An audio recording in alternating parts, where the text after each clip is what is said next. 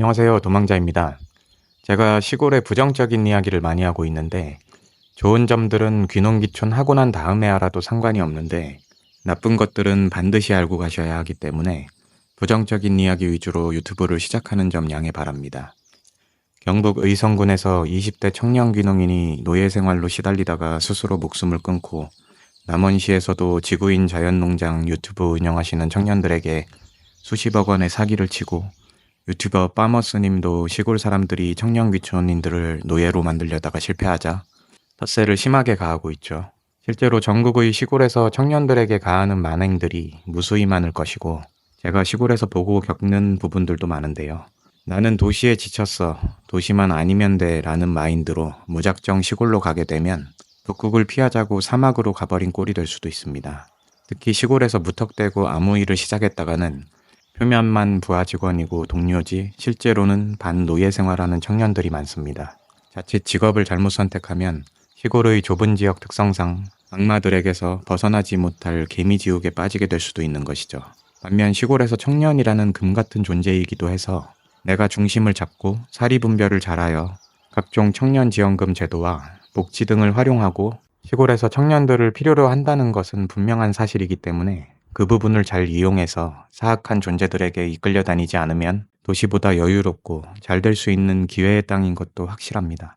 청년귀농과 창업지원제도에 대해서도 뒤에서 설명을 하겠습니다. 우선 본인이 할 수 있는 무엇이 되었든 간에 시골에서는 써먹을 수 있는 확률이 비교적 높은데요.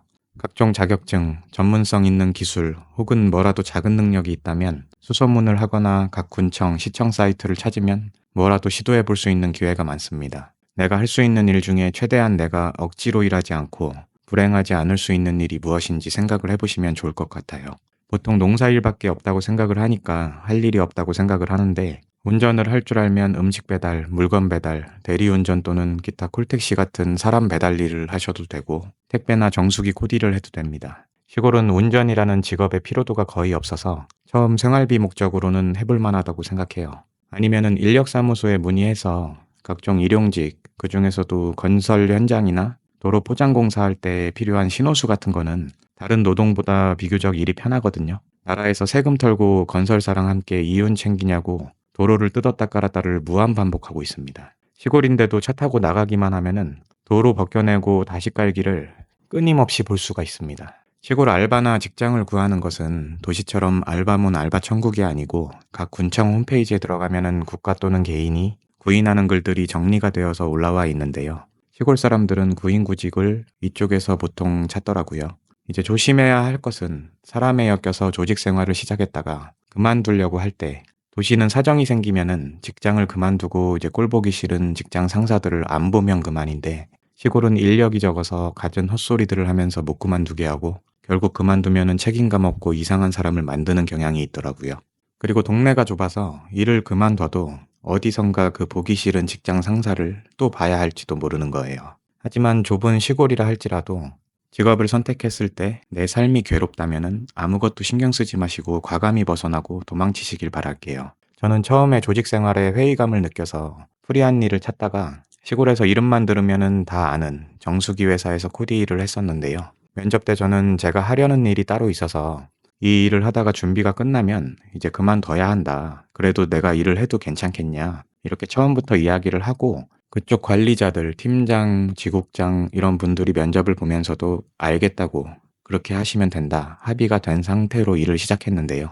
어느 순간 제가 농산물 거래처도 구하고 온라인 판매를 할 준비가 끝나서 그만두고자 이야기를 했는데 계속 못 그만두게 하고 책임감 운운하면서 사람 구해지면 그만둬라 이야기를 계속 하더라고요. 그렇게 처음하고 다르게 이기적이고 무례할 수가 없었습니다. 그렇게 계속 붙잡아서 3개월가량을 더 근무하고 그만뒀는데 물론 그 조직 사람들은 사람도 모자른데 그만둔 저를 책임감 없고 나쁜 놈으로 뒷담화를 하고 다니더라고요. 뭐 사람이 그러면은 1년, 2년 넘게 안 구해지면은 저는 거기서 노예처럼 계속 일을 해야 되는 건가요? 저는 제 자신에게 부끄럽지 않으면 되기 때문에 그런 모함들은 신경을 쓰지 않았고 제가 반응을 안 하니까 그들도 자연히 조용해지더라고요. 농사나 건설 쪽, 기타 다른 일을 해도 별반 다르지 않은 경우가 빈번하고 업무를 떠나서도 귀농귀촌한 외지인, 청년이든 만만한 사람을 한 명 잘 물면은 노예처럼 자기들 개인적인 농사나 집안일을 시키는 인간들도 있습니다. 그래서 처음 수입원을 계획하실 때 최대한 사람하고 깊게 엮이지 않는 일로 신중히 정하시길 바라고, 식당에서 밥 먹으러 몇 번 갔다가 친해진 40대 초반 되시는 사람 좋은 외지인 한 분이 계시는데, 장인 장모가 강원도에 계셔서 형수분하고 귀촌을 했는데요. 이 사장님은 처음에 일부러 상인들 모임도 활발하게 가지시고 상호 교류를 했는데, 그렇게 술 먹자고 부르고 그 안에서 또 편가르기를 하면서 본인들 개인 일도 도와달라 하기도 하고, 또는 되도 않게 가르치려는 모습들이 너무 짜증이 나서 가게를 장모에게 그냥 넘기시고 본인의 사과 농사를 지으시면서 스마트 스토어와 쿠팡 판매를 하고 계시는데, 사람 많이 안 엮여서 너무 좋고 훨씬 삶의 질이 올라갔다고 하시더라고요. 직업 선택 실패는 시골에서 한두 번 정도로, 그리고 짧게 끝내시길 바랍니다. 무작정 버틴다고 그 사람들이 바뀌지는 않아요, 절대로. 청년분들은 시골에서 농사를 지으실 거면 땅을 임대해서 임대차 계약서에 임대인으로 등록을 하고, 현제곱미터 7평수로 한 333평 정도인데 그 이상을 임대해서 토지 실사를 받고 품질관리원에 농업경영체로 등록만 하면은 농협에서 카드를 발급해 주는데, 상관없이 3년간 매월 첫 해는 110, 그 다음에는 100만원, 그 다음에 90만원씩 청년 후계농 생활비 지원금을 받을 수 있고, 이 지원금은 전국 농업지역의 조건이 다 똑같은 것 같아요. 제가 이번에 신청하는 과정에서 보니까 전국 단위로 같은 시기에 뽑더라고요. 또는 1, 2%대 저금리의 대출 등 지원금들도 신청해서 받으실 수 있지만, 각 농업지원금은 중복 신청은 안 됩니다. 그리고 무연고 지역에서는 절대 매매를 하지 말고 첫 귀농을 시작하시길 바라고, 보여드리는 지원금들은 정성군 기준인데 지역마다 조금씩은 다를 수 있지만 강원도 내에서는 제가 확인해 봤을 때는 거의 비슷한 것으로 보이고, 매년 지원 금액과 조건이 바뀔 수는 있어요. 농업지원금이 꼭 아니더라도 시골은 기타 창업이나 프리랜서 쪽으로도 자본금이 많이 필요하지 않기 때문에 온라인, 오프라인 농산물 판매나 다른 제품을 판매도 고려를 해보시고, 기타 본인이 잘할 수 있고 즐겁게 할 수 있는 일을 시작을 해보시기를 추천드려요.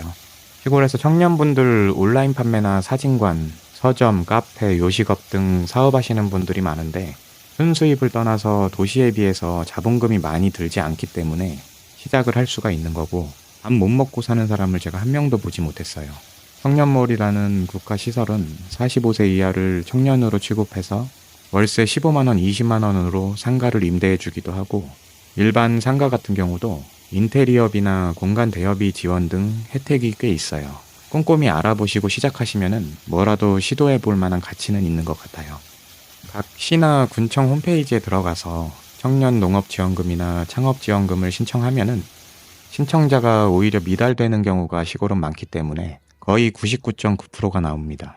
그 과정에서의 공무원들이 본인들 담당 지원금에 대해서 나보다 숙지가 안 돼 있는 경우도 많고요.